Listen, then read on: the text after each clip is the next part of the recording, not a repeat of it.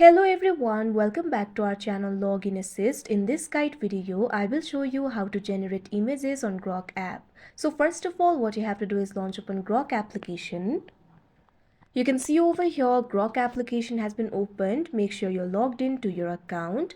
You can see over here initially you'll be led to this kind of interface. From here you'll be able to ask anything to Grok.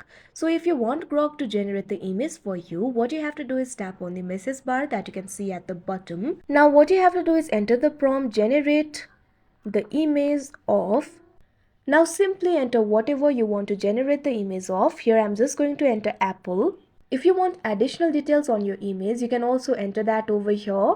Or if you want your image to be of specific style, you can also enter that. After you're done entering your prompt, what you have to do is tap on the send icon that you can see on the screen.